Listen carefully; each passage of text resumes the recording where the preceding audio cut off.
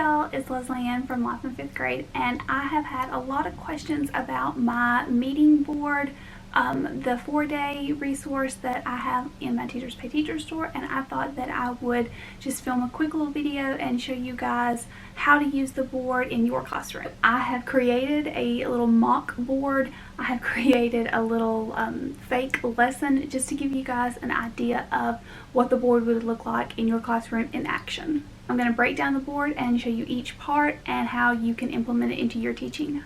So the first thing on the board would be the agenda. It's always nice to have a list of what you have to accomplish so that you can look at it and your students. So I like to create an agenda and incorporate it on the board so that it is the focus piece for your students to look at.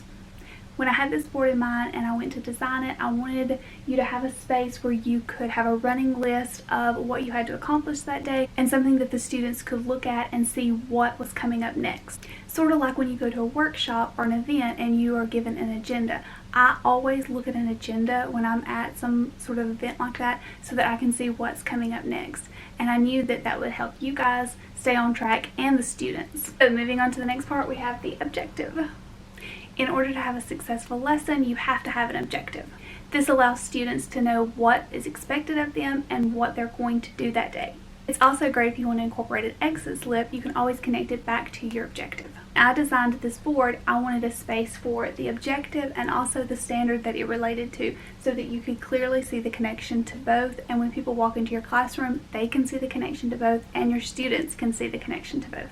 It just makes you better organized and focused on what you need to accomplish that day and what standard you need to cover. Next, let's move on to the trait, root, and idiom of the day. This is part of my 4-day resource. I have just added a word of the day. If you want to incorporate that as well, you could definitely do that. I wanted to come up with a way to incorporate a spiral review into this board. We all know if students aren't exposed to something repeatedly that they're going to forget it. By covering a new trait, root, and idiom each day, the kids are given the opportunity to see the content repeatedly, which increases the likelihood of them retaining this knowledge. When I came up with the idea for this board, I wanted to incorporate a designated space for a new trait, root, and idiom each day so that it would give a spiral review. Each day you can take a new trait, root, and idiom, place it on the board, and have your students learn the new content.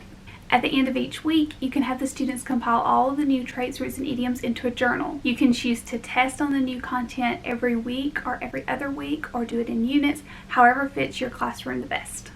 Now, we all know that the kids can sit and listen and pay attention, but they're more likely to retain the knowledge if you give them something to do with it. So I'm going to insert a picture here of a little sheet that I have created where the kids can fill out the information daily. You can also have them do this in a journal, just whatever works best for you.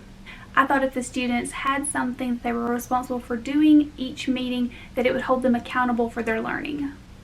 This sheet is available in the resource along with several different options if this one doesn't work well for you. Now, moving along to the last two sections of the board, the first one that we'll talk about is VIP. Now, VIP is done a bazillion different ways. You can look online, you can Google it, find it on Pinterest.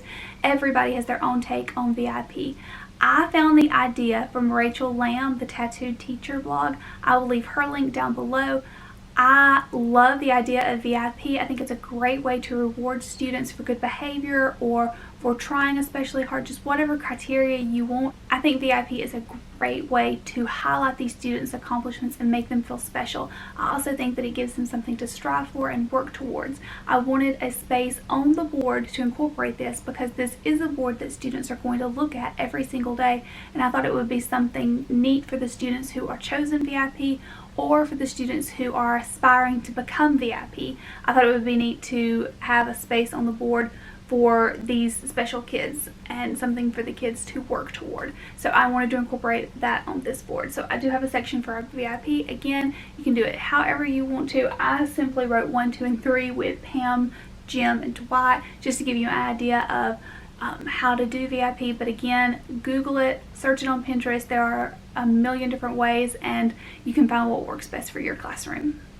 And then the very last thing is table wars. Table wars is something that I came up with in order to engage students because there's nothing harder than to motivate an 11-year-old kid to pay attention to a reading lesson. So here's how to do table wars in your classroom. First, you got to make the game board. The game board is super simple. You put however many tables you have right here, draw a line, and then each time you feel that one table is going above and beyond what they're supposed to do, or if they're answering a question right, or whatever criteria you have for getting a point, you give them a point. Points can be given at your discretion. Whatever you feel worthy of a point is what you can give a point for. You can do correct answers, you can do good teamwork, you can give points for students who don't normally participate but they're really working hard. You can make them feel like they're contributing to their group and give them a point, however you want it. At the end of the lesson, total up which table won and celebrate that team. You can do class Cheerios, just a little chance. You can give them a 10-finger woo, you can give them a treat, whatever you can do to make them feel special. If you don't have tables in your classroom, change it to team wars. This is just a great way to engage students and motivate them to rise up to the challenge and pay attention in the lesson and go above and beyond what you want them to do. So that was just a little look at my meeting board. If you want the resource for the traits, roots, and idioms, I will leave a link down below so that you can check those out. I hope you enjoyed the video. As always, if you did, please give it a thumbs up and subscribe for more teacher related videos. I'll see you guys later. Bye.